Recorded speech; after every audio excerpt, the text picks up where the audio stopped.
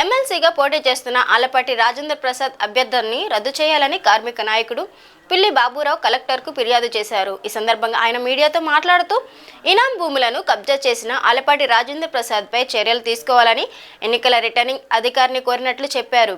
పెదపలకలూరు పరిధిలోని అడవి తక్కెలపాడు వద్ద ఉన్న 46 ఎకరాల ఇనాం భూములను కబ్జా చేశాడని తెలిపారు. 1905లో రాజా మానూరి వెంకట హనుమంతరావు వృత్తిదారులకు ఆ భూమిని ఇచ్చారని చెప్పారు. 2002లో ఈ భూముల్లో ఎస్సీ, ఎస్టీ, బీసీ మైనారిటీలు 1600 కుటుంబాలు గుడిసెలు వేసుకుంటే బెదిరించి కేసులు పెట్టి ఆ భూమిని ఆలపాటి రాజా లాక్కున్నారని తెలిపారు.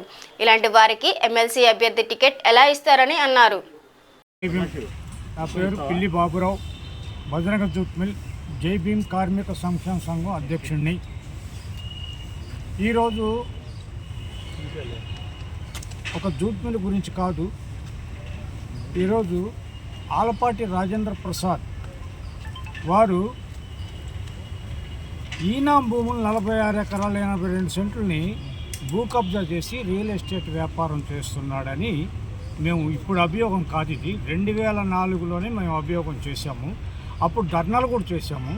అప్పుడు మా గుడిసెలన్నీ పీకేసి రౌడీజం చేసి గందరగోళం చేసిన ఆలపాటి రాజాని మేము భరించలేక ఎక్కడో అక్కడ సర్దుకున్నాం.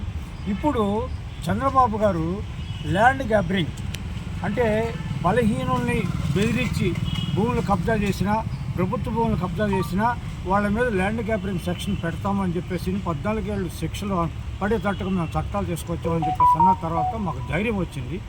ఈ రోజున మేము దాని ఎవిడెన్స్ అన్నీ కూడా ఆర్ఎస్ఆర్, అడంగులు, 1Bలు అన్నీ కూడా మేము సబ్మిట్ చేసి జిల్లా కలెక్టర్ గారు కాదు, జిల్లా మానిటరింగ్ ఎన్నికల కోఆర్డినేటర్ గారికి మేము సబ్మిట్ చేసాం.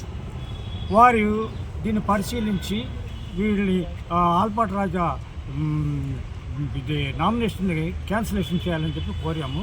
అయితే ఇది 2024లోనే 11వ నెలలోనే నేను పిటిషన్ పెట్టా. అప్పుడు మరి మేడం గారు నల్లబాడు పోలీస్ స్టేషన్కి పంపించింది. నల్లబాడు సిఐ గారు నన్ను పిలిపించి ల్యాండ్ గ్యాబరింగ్ కింద కేసు పెట్టారు. దాని మీద వివరాలు ఏంటి అంటే వాళ్ళకి అన్ని వివరాలు ఇచ్చిన తర్వాత నా దగ్గర స్టేట్మెంట్ తీసుకొని వెస్ట్ ఎంఆర్ఓ గారికి సబ్మిట్ చేశారు.